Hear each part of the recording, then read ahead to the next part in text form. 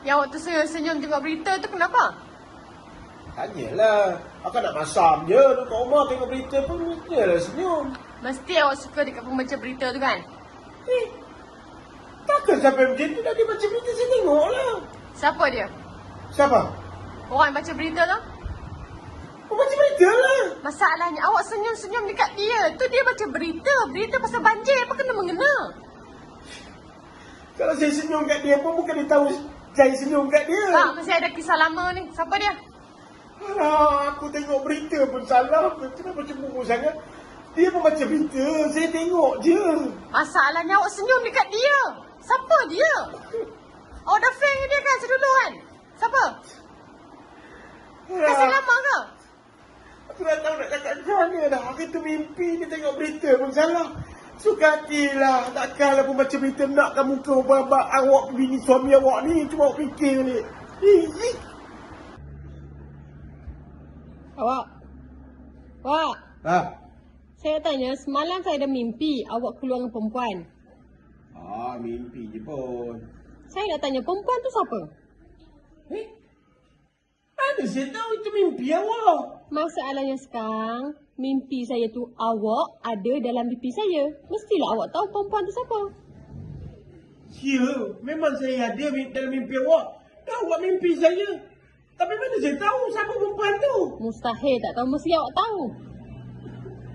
Ya Allah.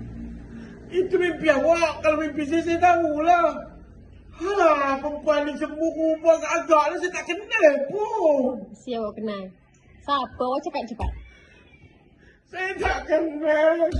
Saya tak kenal. Tolonglah. Itu mimpi awak. Faham tak mimpi awak? Bukan mimpi saya. Saya tak kenal. Tolonglah.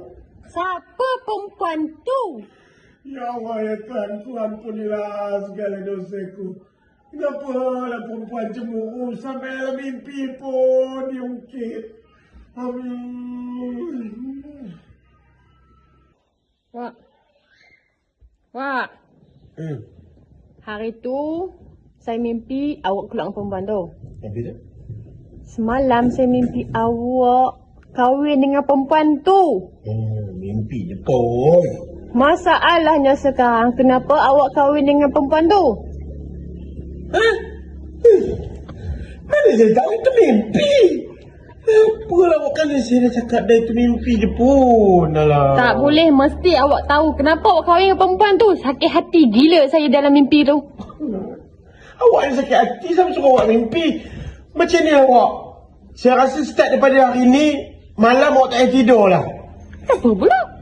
Sebab kalau awak tidur lagi malam ni, mungkin awak mimpi yang perempuan tu dah mengandung. Nanti awak tanya pula, macam mana perempuan tu boleh mengandung? Pening saya. Lebih baik awak tak payah tidur. Awak selamat, saya pun tak jadi gila. Ingat, malam ni jangan tidur nanti mimpi. Payah.